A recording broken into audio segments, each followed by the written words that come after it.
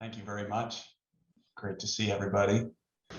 So Anylise and I are members of the law firm Unreturner Burke and Freeze, and although we are a full service law firm, Anylise and I have a dedicated practice to the estate planning, estate administration, and elder law issues. So we certainly have a lot of experience dealing with the types of topics we'll be talking about today.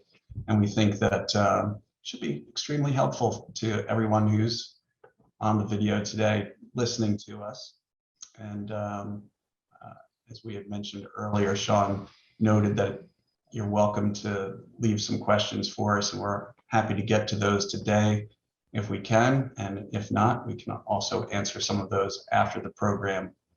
I'm sure that we'll start your minds thinking along the lines of these planning topics, and as those gears get turning, you'll likely have some questions for us. So we're happy to have some interaction with you and get those kinds of things answered. But the topics that we'll go over today that we have prepared for you are things that we've found clients have questions for us all the time. And so we think that we'll just naturally go through those topics and answer a lot of things that probably have been on your minds over time as you think about doing planning for yourselves or for loved ones.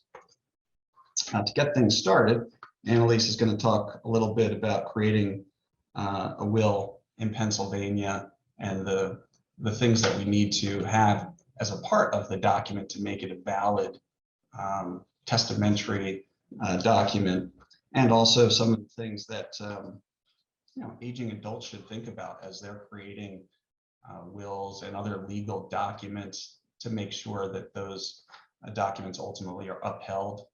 If there is a possibility of a challenge in the future, we want to make sure that these documents actually hold muster and are accepted when the time comes. So Anylise, I'm going to turn things over to you so that you can talk to everyone about your portion of the program, and then we can proceed. Excellent. Thank you so much, Doug. Hi, everyone. So excited to be here with all of you today. And wow, Barclay Friends, that is a beautiful campus and community. I kind of feel like I may want to move in there. So I may be joining you folks soon. As Doug said, I am going to talk to all of you about what are the requirements for a will created in Pennsylvania to be valid. And so I think sort of the first question is, well, what is a will? And a last will and testament is likely the most important legal document that a lot of folks will ever sign. It's an instrument that controls who gets your property and who will manage your estate when you pass away. The testator, that's the person creating the will, has to be 18 years old, and the will must be in writing. There's no verbal wills in Pennsylvania, and really in almost all states, verbal wills are not valid. There must be a statement in the document that the document is intended to be the person's last will. It must be signed by the testator at the end of the document. And it's often surprising to a lot of people that no witnesses or notarization of the document is actually required under Pennsylvania law. However, having the will notarized and witnessed by two witnesses is preferred and results in the will being what we call self-proving. And this allows the executor to file the will for probate without witnesses being present. If a will is not witnessed or notarized, two individuals will be required to appear at the Register of Wills office to verify the decedent's signature before an executor can be appointed. So folks are often curious. We get a lot of questions about the validity of handwritten wills. And a will that is handwritten is known as a holographic will. And although Pennsylvania does recognize holographic wills as valid, a handwritten will may be subject to unintended inquiry and interpretation, and is ultimately not the device that you want to use when you're planning your estate. So those are the substantive elements required for a will to be valid in Pennsylvania. But what about other considerations that might impact the validity of your will? So, testamentary capacity. What is it, and how can you make sure that a will is more difficult to challenge? So the two most common challenges to wills are lack of capacity and undue influence. And so when we say lack of capacity, what do we mean? What is capacity?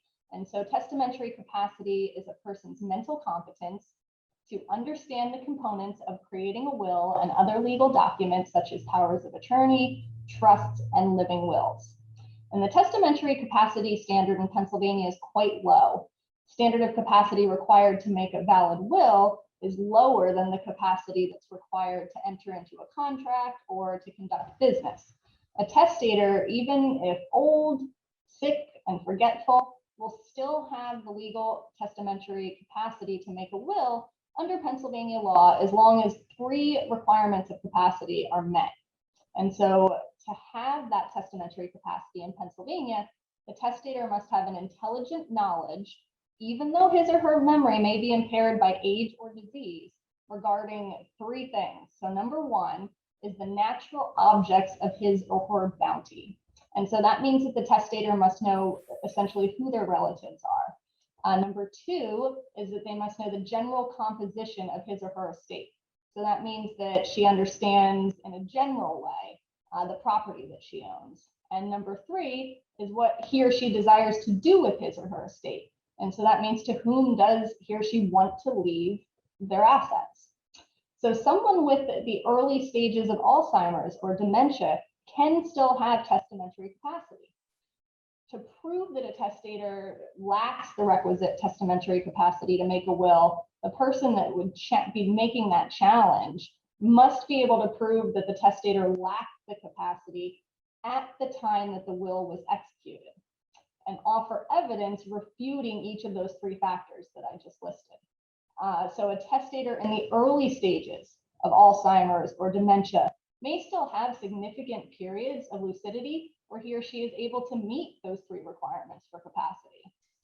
So in the event that there are legitimate questions about capacity, or if you are expecting someone to claim that there were questions about capacity, it's very important to have a doctor, preferably a neurologist, examine the testator as close in time as is possible to the signing of the documents, and ask that doctor to provide a written report just stating their belief that the testator can fully understand who their relatives are, what assets they have, and whom the testator would like to receive those assets.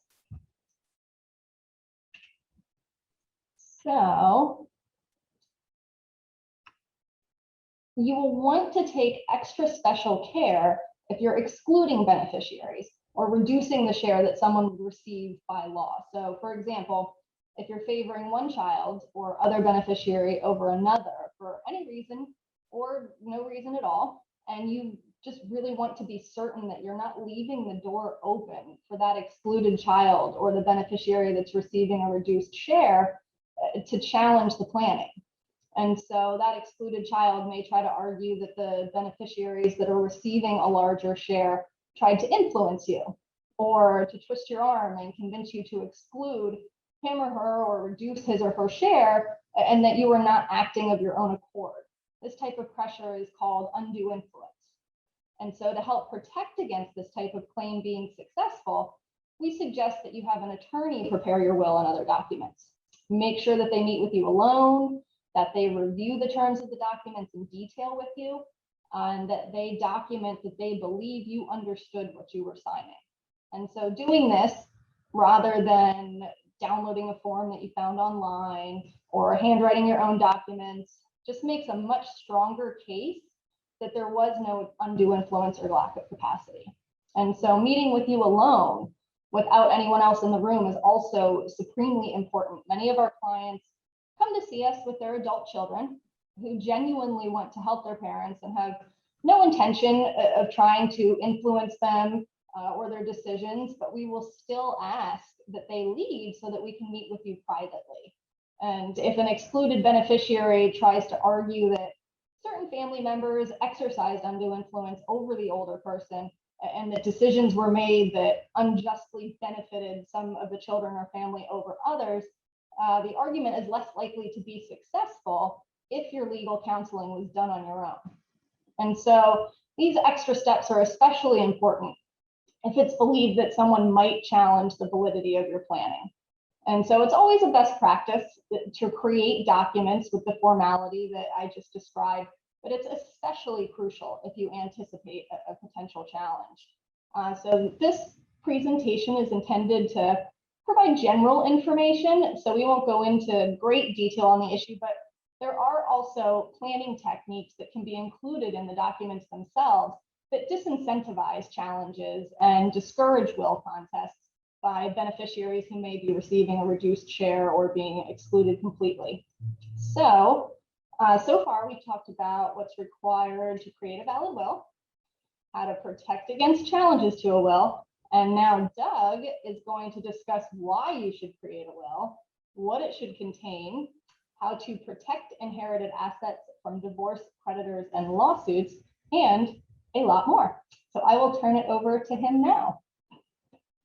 Thanks, Anylise. That's great. Yeah, I would just like to reiterate some of the things that Anylise mentioned before, going into the next part of the discussion. I can't tell you how important it is if you sense that there is the potential for a challenge in the future for you to take these kinds of steps. In those cases where we sense that that's something that's possible, we really do take great pains to make sure that we follow these, what seem like fairly straightforward steps to make sure that a future challenge is unsuccessful, but it's well worth it. You do a little bit ahead of time and you will prevent, in some cases, years of heartache for the beneficiaries on the back end. So, I just would encourage anyone to really take the time to do these kinds of things and make sure that it's done right.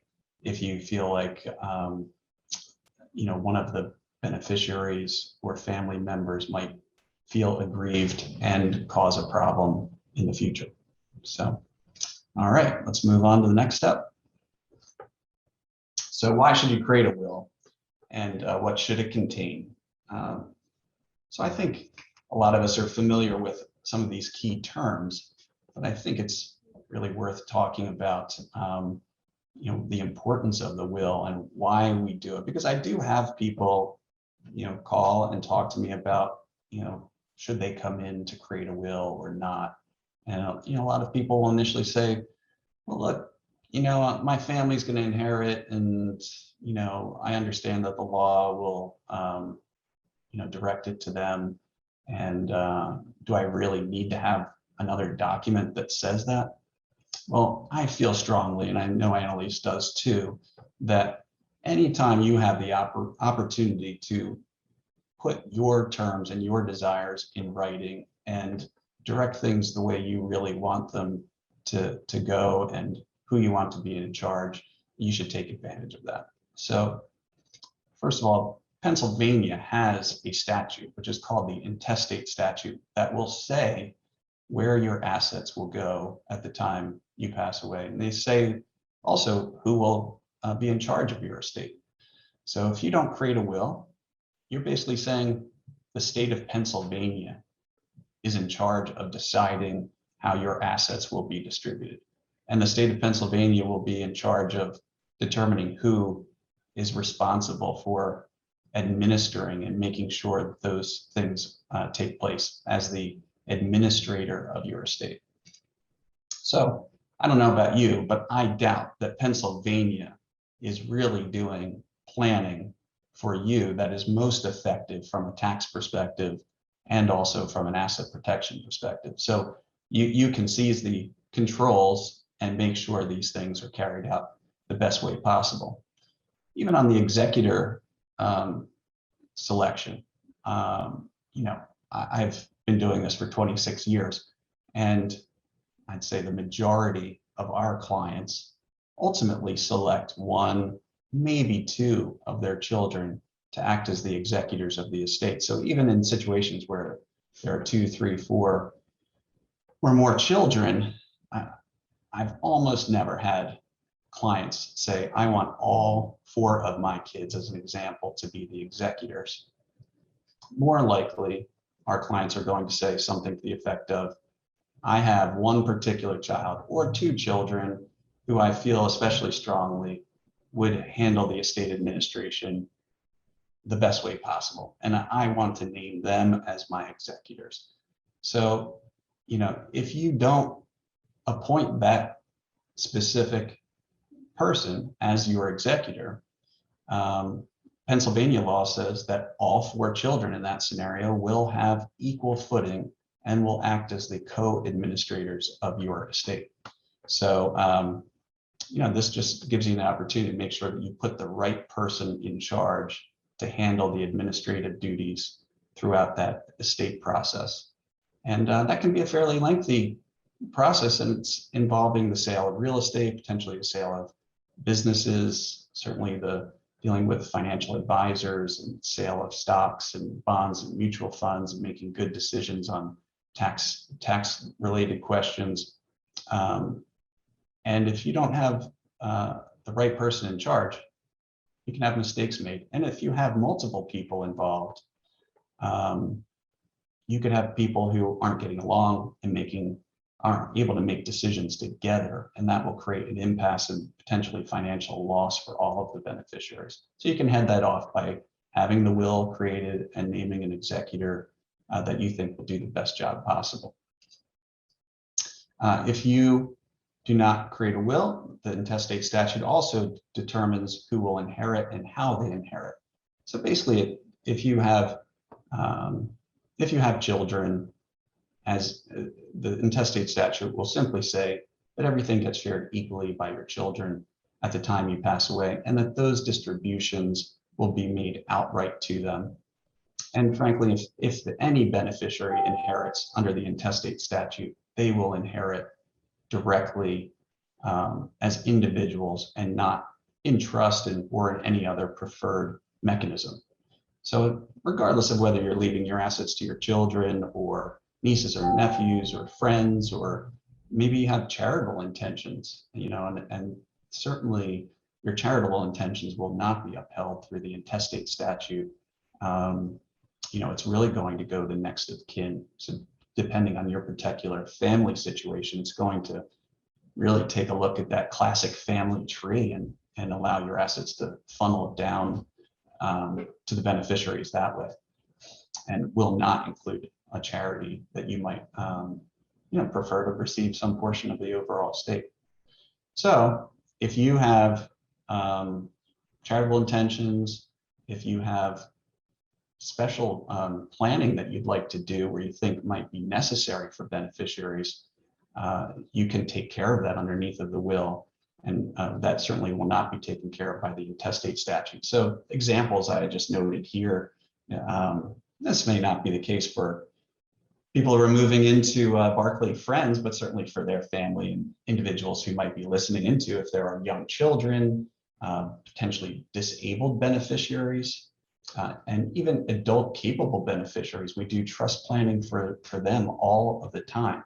And the reason that we're doing this different trust planning might vary depending on who it is that we're doing planning for. So for young children, we're just making sure that the assets are protected from misspending or lack of experience. So we want somebody else to be in charge to manage the assets for them while they're learning how to handle financial responsibility. And then if we have disabled beneficiaries, this is a super important part of our practice, dealing with leaving assets to disabled beneficiaries, special needs beneficiaries. And in particular, we use special needs trusts. And that type of trust planning will allow you to leave assets to that particular disabled beneficiary, but will also allow them to continue to receive government benefits. If you leave those kinds of assets outright to a disabled person, they will be disqualified from receiving things like Medicaid or Social Security, disability, and other kinds of government benefits. So a special needs trust for them would be successful in preventing that kind of disqualification. And I'll talk a little bit more in detail about how to leave assets to adult capable beneficiaries in order to protect them from potential for divorce and creditors and lawsuits, and we'll get to that in a minute. Another consideration why you definitively would want to create a will, especially for larger estates, So right now we have a particularly large federal estate tax exemption, and the federal estate tax is the big tax that people talk about when they're doing estate tax planning. Right now, that tax rate is 40%, 40. And the exemption, however, is very high, and it's historic high, which is $11.7 million per person. Now that, probably has some of you shaking your head thinking, oh, well, I'm way below that. The exemption is scheduled to change and will be approximately 1/2 of what it is today if the law just follows its natural course up until the end of 2025, where it reverts back to the law as it was written in 2017. So we have approximately $6 million of exemption starting January 1 of 2026. So that's just around the corner. Also potentially problematic is a possible law change that could take place between now and the end of 2025. So there has been some discussion by the present administration about the possible reduction of that federal estate tax exemption. So the threshold at which that tax could apply might be reduced. So keep alert on that topic and be aware of it. And certainly if your estate exceeds whatever the exemption might be at a given time, there are things that you can do underneath of your wills, especially for married couples, to protect some portion or all of the estate from that 40% tax. Things that the intestate laws of Pennsylvania certainly will not provide for. Okay. So this is an interesting topic, one I thought that I would talk about in some greater detail because it's such a cornerstone of our practice. And we've had so many of our clients really take and gravitate to this, this planning concept. So most of us think of leaving assets to our adult capable children outright, like right to them, because we figure, all right, they're old enough to handle money on their own. They can invest properly. They know how to spend. They're not, frittering their assets away. So I'm just going to name them as beneficiaries underneath my will. And if they inherit, they'll take that money and they'll put it into their bank account or their investment account, or do whatever they think appropriate at the time. The problem with that is when they receive the inheritance outright, those assets that they've inherited from you become susceptible to things that might happen in their personal lives. So if they ultimately have a divorce or a creditor or a lawsuit against them, the assets they've inherited from you could be lost to any one of those things. So you have a great opportunity to insulate the inheritance that they receive from you from divorce, creditors, and lawsuits. We do this planning with a lot of frequency for our clients. As I mentioned, clients really gravitate to that. And if there's one thing that probably is a driving force, is the concern that one or more of the children of our client might ultimately inherit assets and subsequently get divorced. Of all of those things, it's probably the greater percentage chance item for happening, but the lawsuit and the creditor issues are certainly things to be concerned about and people worry about all the time, especially in high risk professions like some doctors, builders, and other individuals who have businesses where there could be liability risks. So you have an opportunity to leave assets in trust for your children. And as an example, you have a client, if we have a client who has 3 children and they're all adults, all capable of managing assets for themselves, but our client wants to create some protection for each of those beneficiaries. Each child would have a trust established underneath of the will or the revocable trust, depending on which document we were using. And that trust would come to light or come to fruition at the death of the client. So once mom or dad passes away, the estate will be split into 3 shares. one share for each adult capable child, and each share would go into trust. Now, this trust planning is very different from the trust planning that most people think of, where maybe some stodgy bank or financial institution is in charge and they're lording over the assets for the children, and the kids aren't getting, an ample share or free and easy access to the funds that you've left to them. We do not write these trusts like that. These are really what we refer to as beneficiary controlled trusts. And just like the name denotes, the intention is to put the beneficiaries in charge. So most commonly, the adult children will be the trustees of their own trust, and they will have all of the management responsibilities. They can buy stocks, bonds, mutual funds, real estate. They can do anything that you can imagine as the trustee of their own trust. So they almost use the trust that they've inherited these assets in as a business entity. So by doing so and allowing those assets to continue to congregate underneath of the trust rather than in their personal name, those assets will be protected from the divorce creditor and lawsuit issues. If they want to invest in the business, they'll be able to do that.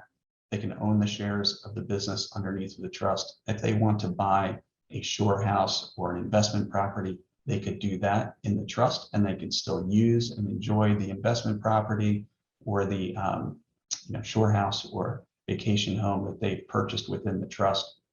They also have the liberal ability to make loans to themselves. So if they and their spouse would like to purchase a home outside of the trust, they can do that by actually lending the husband and wife the money to make the purchase. So if they buy a $500,000 home, instead of going to the bank and getting money from the bank, they get money from the trust. This way, at some point in the future, if that house is sold, the proceeds will go back into the trust and continue to be protected.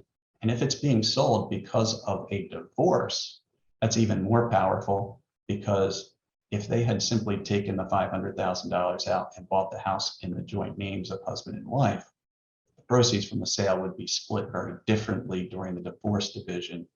But in the case where we've documented the loan and recorded against the property, the proceeds will go back into the trust and be protected. So that's just an example of one of the ways that we get liquidity outside of the trust without jeopardizing the protection of the assets.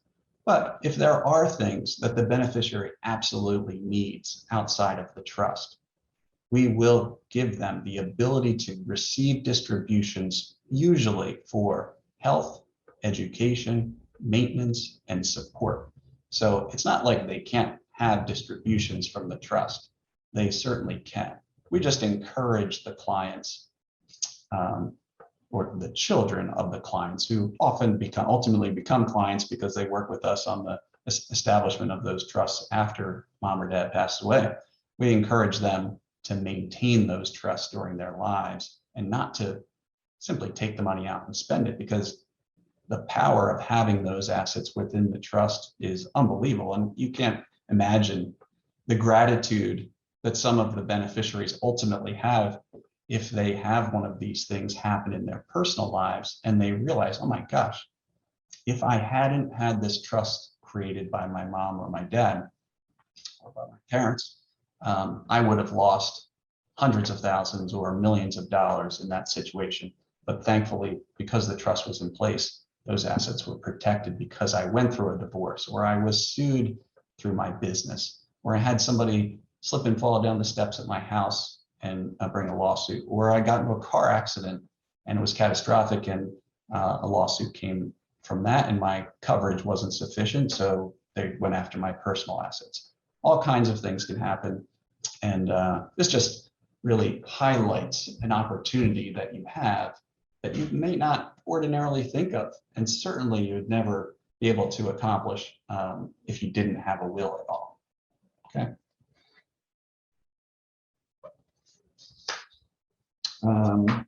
Next topic. what is probate and how can I avoid it? So very common question for us, as clients come in to meet with us for the first time, or even when clients come back in to see us, for revisions of documents.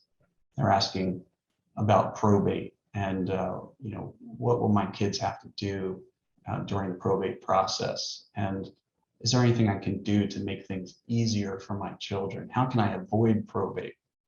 So I thought it would be a good idea to give you a little bit of a primer on what probate is and also considerations on how you can avoid it if you would like to. So probate is really the court administrative process that an executor will have to go through after you pass away. So if there's a will, that executor obviously has been named underneath the document. If there is no will, the person that's in charge actually is called an administrator. So there's a different name for it if you're acting where no will was in place. But the job description is very similar. So really, when you're thinking of the responsibilities of an executor, they're very similar to those of an administrator. It's just that one was named underneath of a will and one was named as a result of that intestate statute that I mentioned earlier. So what assets will have to go through probate? It's important for you to understand that.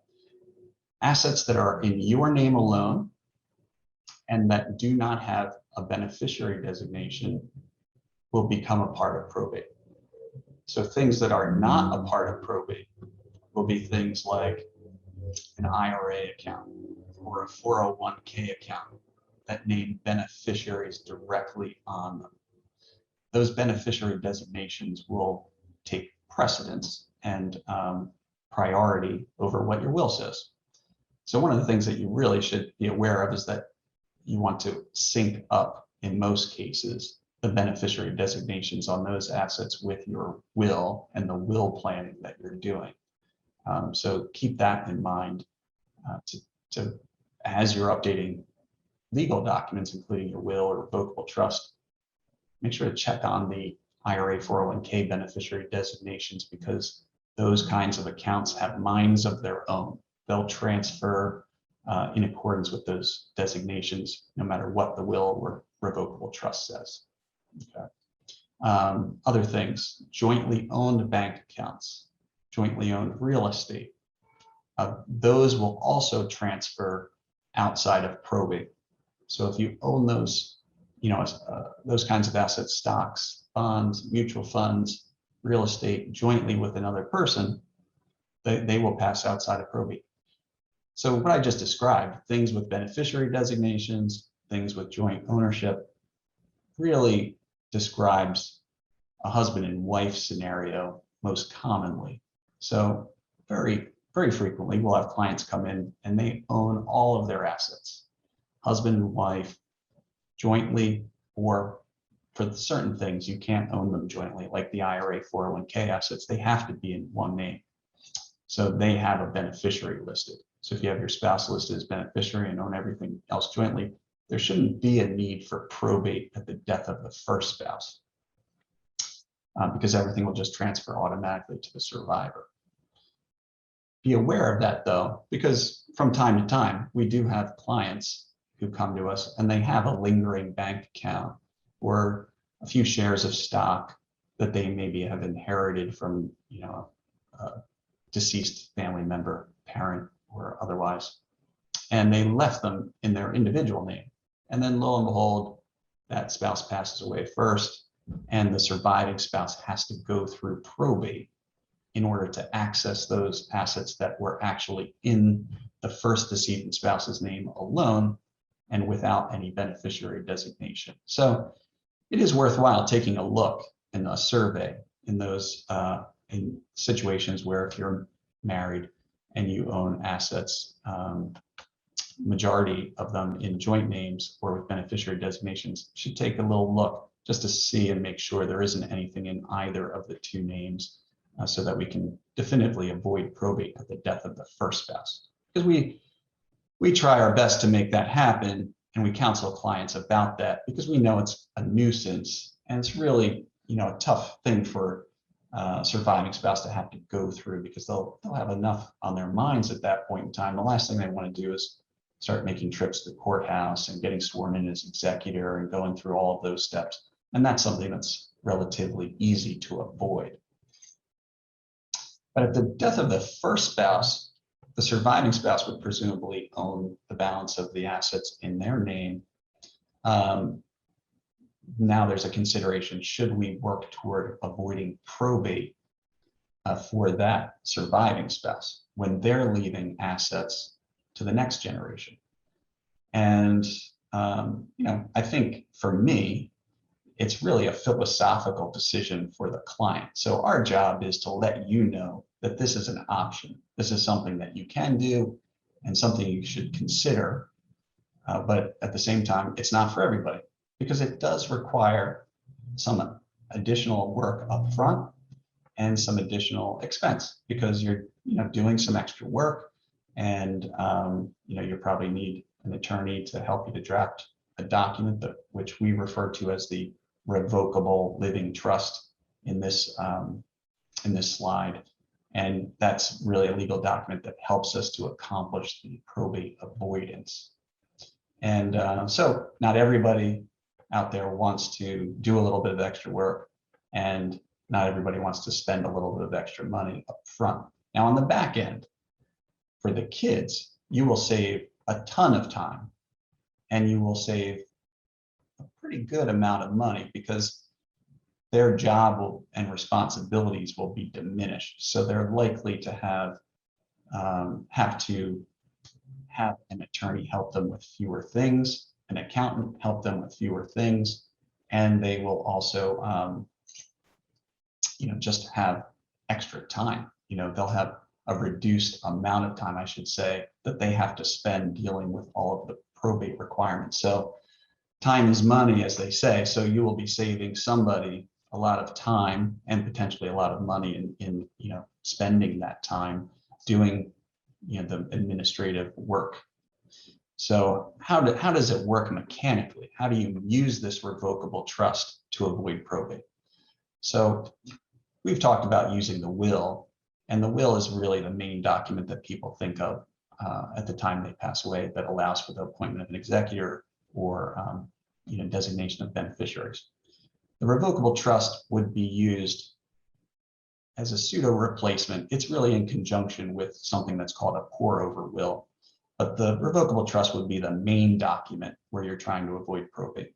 And the revocable trust allows you to name a trustee who steps in and takes over the reins at the time you've passed away, and would function very similar to the way an executor would.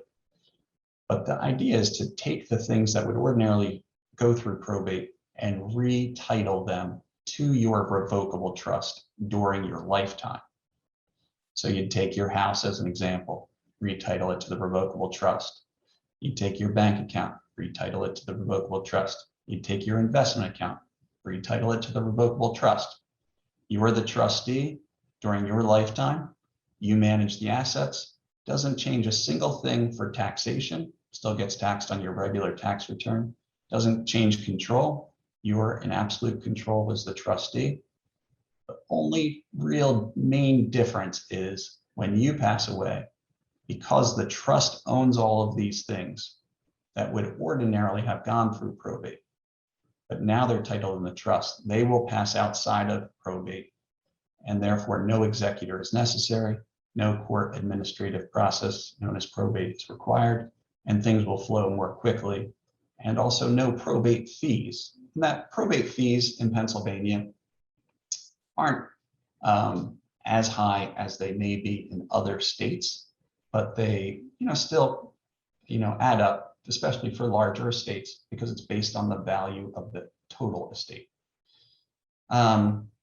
Mentioning the other states and probate fees and process, one of the key indicators for us of when a revocable trust should really be thought about, maybe even as a greater priority than it ordinarily would be, is where we have clients who have real estate in other states. So as an example, if you have a shore property in Delaware or a house in Nantucket or, Jersey Shore obviously is a common location for our clients, condo in Florida, whatever it is.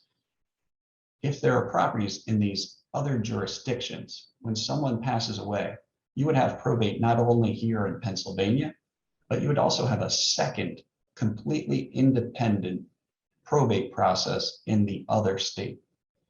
And as I mentioned, some of these other states, the probate process is draconian and particularly expensive. So avoiding probate in the other state is very important. So for those clients, we suggest using the revocable trust, if not for the entire estate, then perhaps just for the piece of real estate that is located in the other jurisdiction. So as an example, we create the revocable trust and we redeed the Florida property to the revocable trust. So now when the client passes away, we don't have to deal with Florida probate. And that's going to slim down the process significantly, save a ton of money for the family from an administrative process perspective, and also make everybody a lot happier, that they don't have to deal with all of those things. Okay. So as I say, the revocable trust planning is really something for you to think about. And we don't tell our clients this is something you definitively have to do. But we've had more and more of our clients, I think, deciding that revocable trust planning is important enough for them to proceed with and kind of move toward. And I've also had some clients, and Anylise, you may have had this happen too, but as I'm describing it, some of our clients will say something to the effect of, I'm not doing any extra work. I don't care how much work my kids have to do after I pass away. I'm just going to take it easy. And frankly, I'm going to work on spending all of the money in my estate. And hopefully there's nothing left to give to them anyway. So, that's what I say. It's like, it's a completely dependent decision on your worldview. And as you can imagine, having done this for as long as we have, you have clients all the way over here in their thought process, which is, I want to do everything I possibly can do to save as much money as I possibly can for my kids and make it as easy as I possibly can for them. And then we have clients on the far other end, which is, I don't want to do anything, and they're lucky if they get a dime from me. And then there are clients somewhere in between, who are thinking of doing some things, but not everything possible. Okay, so now you're at least armed with a little bit of information on the revocable trust planning and how you can go about avoiding probate. One thing I will interject before I go to the next section is be very careful about trying to avoid probate by leaving all of your assets directly to your children by beneficiary designation and by joint ownership. So there are all kinds of particular problems. So like, you can avoid probate if you simply add beneficiaries to everything or add joint ownership to bank accounts, real estate, things of that nature. And some people think that you'll also avoid significant inheritance tax by doing certain things as well. Just be really careful, especially with the joint ownership of assets during your lifetime. The joint ownership of assets will actually introduce all of the creditors and potential legal actions that might be brought against your children to those assets that you've added their names to. So if you have a big investment account and you add your kids to it as a joint owner thinking, oh, I'm going to avoid probate because I'll die and it'll transfer to my kids as joint owners. Well, the problem would be a year after you add them, one of them goes through a divorce, another one gets sued, another one has a creditor. Now all these people are knocking at your door thinking that that account should be an available resource to pay for all of the things that are going on in the personal lives of your children. So we really frown upon adding the kids as joint owners on these accounts, especially the larger ones, and especially real estate. You could have a little account for convenience, a little joint checking account or something like that, which isn't a big worry, because you might only have a few $1,000s in there for operating purposes. But even that's probably not necessary. After we talk about the next slide with regard to power of attorney and things like that, there are other ways to adapt to that situation. All right. Right on cue. Anylise is excellent. She knew where to go.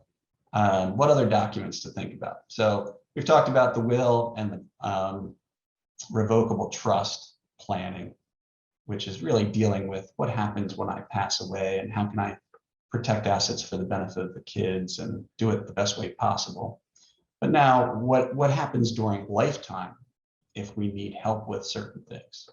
So there are two separate power of attorney documents that we draft for clients. So there is a possibility that you've seen like a combined general power of attorney document that handles both financial decision making and also medical decision making. Our philosophy is that it's better to draft two separate power of attorney documents. So we'll draft a separate financial power of attorney, which I think people will still commonly refer to as a general durable power of attorney. So if you ever hear that term, general durable power of attorney, and where I'm speaking of financial power of attorney, they're pretty close to being synonymous. There may be some like minor differences. The general durable power of attorney, as I mentioned, for some might include the medical powers as well. So for our situation, the financial power of attorney document is just governing all of the financial decision making that you have during your lifetime. And you're basically imparting that upon another person. Most commonly, that financial power of attorney document is written to say that I am naming this person or these people to be my agents as power of attorney, and they can act at any time that they have this document in their possession. So contrary to what most people think initially, it's not written to say that when I become incompetent or when I become incapacitated, this person can start to act for me. The reason it's not written that way is that if you require incompetency or incapacity for someone to act as power of attorney, you're almost back to square one, as if you didn't have the power of attorney document at all, because the person that you've named will have to prove and reprove your condition on an almost regular basis. So the reason it's written to say, if they've got this document in their hand, they're my power of attorney, is because you're trying to relieve them from the responsibility of having to constantly update a financial institution, as an example, of your capacity. And there are a lot of times, for our clients, where they are actually competent and capable of handling the financial decision making, but they choose not to. Basically, they just get to a point in their lives where they say, I've got better things to do. I'm going to let my son or daughter take over, and I think they're going to do a better job handling these kinds of decisions for me anyway. And if there's something that I want to do or need to handle, I'll go ahead and do it, because having somebody helping you as power of attorney does not mean that you have relinquished your ability to do anything. In fact, anytime after they start to act as your power of attorney, you can still revoke it, and you can still take the reins back in their entirety. So, it's a convenience thing. You're really just allowing them to act for you quickly and easily by not requiring incompetency. On the medical side, and by the way, on the financial side, we take, really a painstaking approach where we spell out a litany of things that somebody might have to do on your behalf. And you really want to fill this power of attorney document with all of these authorities, even though some of them may never apply. We want to give broad powers so that the person that you've named can handle things if they come up. So it's hard for us to guess exactly what they'll need to do. So we'd rather be a little bit more global in granting these powers. So as I mentioned, we'll have a separate medical power of attorney, and the separate medical power of attorney document is written to allow somebody to talk to the doctors and authorize treatments and determine the appropriateness of surgery, or what care facility you're taking care of in. And as I mentioned, I like to have it separate because we frequently have clients who want different people acting as power of attorney for financial decisions as compared to those who they're naming underneath the medical power of attorney. So, I have an example of a client who has a daughter who's a doctor and a son who's a financial advisor. She gives the financial power of attorney to the son, medical power of attorney to the daughter, which makes perfectly good sense. Usually when we prepare these documents, we'll have them created in duplicate, so 2 originals of the power of attorney documents. We will present those to, 1 original to the client, 1 which we'll keep in our office. A lot of our clients just tell their kids, I've created the power of attorney document. If you ever need the power of attorney document, you can get it from Doug or Anylise. And then we have you sign a form as clients that says, if my kids come knocking, asking for my power of attorney document, you can give it to them, but only if we tell you it's okay, or if we can't tell you that it's okay, then you have to get a written note from our doctor before you release it to them. So going back to that very beginning point of the statement that power of attorney document is active immediately, this is a way for you to create a little bit of a check and balance system so that if you are concerned about that power of attorney document being used too early, you can have a check and balance for the attorney to release it to your kids. Because keep in mind, just because you're signing a power of attorney document doesn't mean you're actually giving the document over to the kids at that point. So they're not going to really start taking on those responsibilities just yet until you've given them the document. Okay. Lastly, the living will, also referred to as the advance directive. This is an opportunity for you to let the family know and also the doctors know how you would want to be treated if it's been determined by at least 2 physicians underneath of the document that we write, that there's no hope of you recovering normal brain function, that you're in a state of permanent unconsciousness, and that you're terminal. So if all of those things have taken place, then the living will kicks in. So this is very different than what people hear of as a DNR, do not resuscitate. DNR would be, I don't want anything to be given to me regardless of my condition from this point forward. This living will is not a DNR. This living will is only triggered after the 2 doctors have made this determination. So it's really a pretty rigorous approach, and frankly, not one that the medical community takes lightly. So the likelihood is that they'll have the family sign off on the decision before they would do anything as far as stopping treatments at any given time. I find the living will to be particularly important as a means for you to let the family know your wishes, and so that ultimately they can carry those wishes out and feel like they're doing what you've asked them to do, rather than feeling like they're making that decision, because that's a really tough thing to do, to have to decide to stop providing treatment for mom or dad or family member. So at least where the living will exists, they can say, all right, I've got the living will, I'm doing my responsibility, I'm talking to the doctors based on what mom or dad has told me, and it sort of relieves them of that feeling of like, oh, I've got to make the decision of stopping treatments for mom or dad. Like, that's a really tough thing to do. So I look at this in a lot of ways as a way for you to relieve them of that burden, which I think is an important thing to do. And it's also helpful. I mean, you probably have strong feelings on like what you'd like to have happen.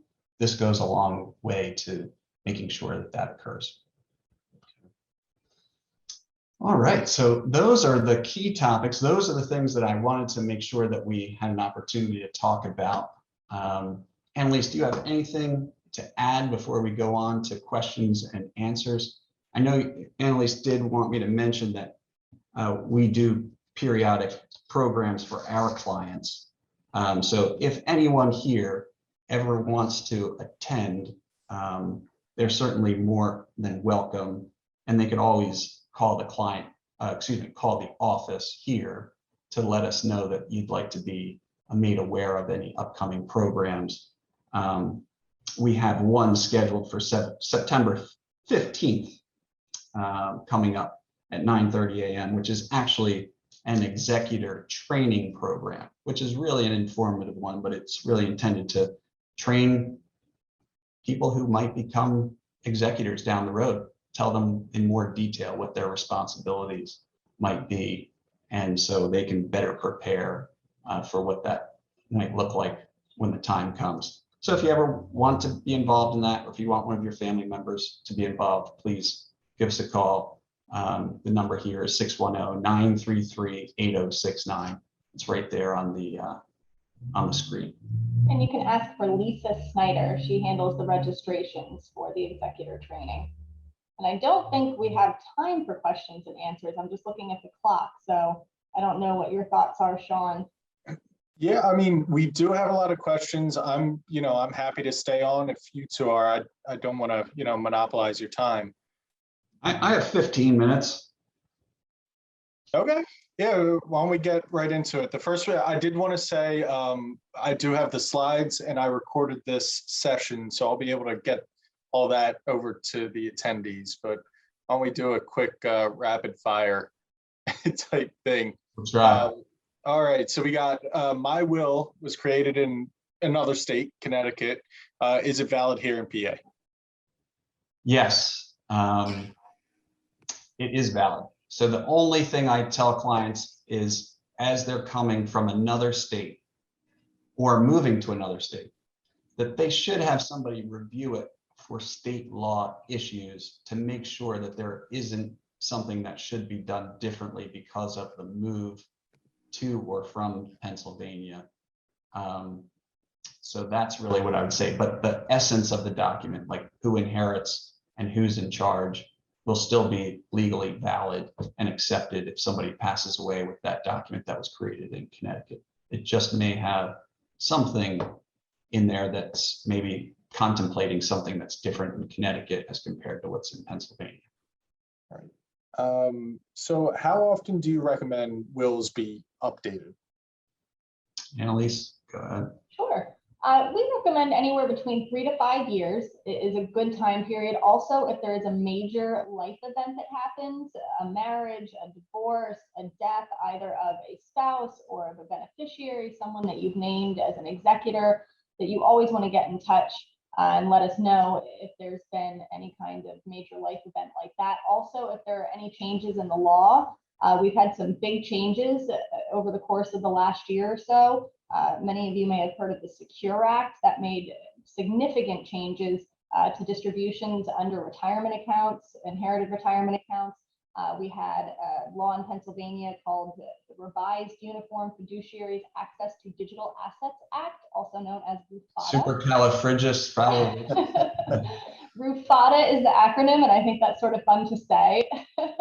And so that changed the way we look at access for fiduciaries to digital assets. And those are things like online access to bank accounts, investment accounts, email accounts, even photo sharing sites. So we have a newsletter that goes out frequently to all of our clients and alerts them if there are any updates along those lines. So those are the sort of parameters that we recommend for updating. Thank you. And you touched a little on living wills later in the presentation, but someone asked, my wife and I created our will many years ago. Is that automatically termed a living will? Will and a living will are very different. So the will, last will and testament is the document where you're saying who's in charge of your estate process after you die, and also who will inherit after you pass away. And the living will is the document where you're making specific decisions on how you would be treated by the doctors if it has been determined that there's no hope of recovery. So those documents are very different. Okay, and we have, what do you consider to be a larger estate? Well, of course, that is, it's all in someone's mental perspective, but right now, the federal estate tax exemption, as I mentioned, is 11.7 million. So if we're talking about pure estate tax issues, it's somewhere in that range based on today's law. But I can tell you for clients, depending on their ages and with the likelihood of this law changing, we are treating clients who are basically $5 million and above as larger estate clients for federal estate tax purposes, because we know that there's a likelihood that they will confront that issue and that their kids will probably be susceptible to this 40% plus tax. Now, for me, on an everyday spending perspective and having, money in the bank, it's different for those purposes. I'm not saying that something under 5 million isn't a large estate. I'm just saying that from a tax planning perspective, that's where the necessity of doing planning probably kicks in. Right. We got a two-parter here. If an estate is going to an only child, is a trust necessary? And will the probate process really be as long and as expensive as it's made out to be? Anylise, you want to take that? Sure. Well, I don't know if we've made the probate process out to be very long and expensive, but there isn't that much difference depending on the number of beneficiaries in terms of what's required for probate. So the assets that are transferring through probate will have to follow that court administrative process regardless of how many beneficiaries there are. So that's sort of part one. And is a trust planning necessary for an only child? In fact, I would say sometimes it can be more beneficial just because there's only one share. It's going to potentially be a larger share. And so if you're looking to protect those assets for your child, whether there be one or multiple children, from divorce, creditors, lawsuits, then it's absolutely an imperative piece of planning. I think it's sort of one of my favorite parts of the planning that we do here is providing that kind of protection for people's children. Okay, and then there was one question. What's the relationship between Barclay Friends and your firm? And I was going to have Linda, if you're there, just for transparency's sake, to quickly answer that one. Sure. Well, hello, everyone. This is Linda Sturthouse. I'm the executive director here at Barclay Friends. And I want to thank Doug and Anylise because they are doing this presentation tonight free of charge as a community benefit to all of you who are on this Zoom tonight. Barclay Friends has no current relationship with Unruh Turner, Burke and Fries, although in the past we have worked with one of Doug and Anylise's colleagues, a gentleman by the name of Andy Rao, who helped us with some zoning and land use work. But currently, we are just community friends with the firm. So thank you again for your time tonight, Doug and Anylise. Thank you. Thank Thanks, you. Linda. I just didn't want to, people to think we were ducking that question. But I heard that even spouses should have financial POAs on each other, since otherwise it's POAs on each other, since otherwise the surviving spouse might not be able to make changes in IRAs without one. Is that true? That is definitely true. There are a lot of things that you cannot do for your spouse just by virtue of being married. So a lot of people figure we're married. If my spouse becomes incapacitated, I can go ahead and take care of things for them. But there are a lot of things that you will own in your individual name, like an IRA, 401k, life insurance policy. If you become incapacitated, you'll need to have given your power of attorney to your spouse in order for them to access those kinds of accounts and make financial decisions related to them. Also, interestingly, if you own real estate with your spouse and it's jointly owned and you become incapacitated, your spouse will not be able to sell your home without the power of attorney document. And if there is no power of attorney document, they'll have to go to court and become the court appointed guardian in order to sell the home, because it will require the signature of both owners of the real estate. Okay, and I want to be respectful of your time, so why don't we do one more? So do living wills have an expiration date? My husband and I did ours back in '99. Are they still valid? Were you partying in 1999? Like Prince said. I couldn't resist. 1999, so long ago. The documents are still valid. That being said, we routinely update our clients' documents as they come in to make a will change. We'll have them sign a new living will, even if their view on things has not changed. So short answer is it's still valid. Maybe the longer answer is you should probably think about updating it to make your wishes known, to be contemporaneous or closer in time to the point where somebody's going to have to make those decisions for you. So there's not this wondering of, oh, well, this is what they thought in 1999. Do they still think that in 2021? Because 20 plus years have passed by, maybe you've changed your mind. So if you do a one now, it might be helpful to the people that are in charge to know that your wishes are still the same. Right, and I want to apologize. I mean, there were a lot of questions in there. Unfortunately, we couldn't get to all of them, but I want to thank you again, Doug and Anylise, for joining us tonight. And yeah, we do have more events coming. Check them out on our website. Next month's is on selling your house in today's market. Should be a good one. And other than that, everybody have a great night. Thank you. Yeah, thank you. Thank you so much. If you have any of those questions that you want to get in touch with us on, feel free to reach out. Perfect. Thank you, guys. Thanks so much.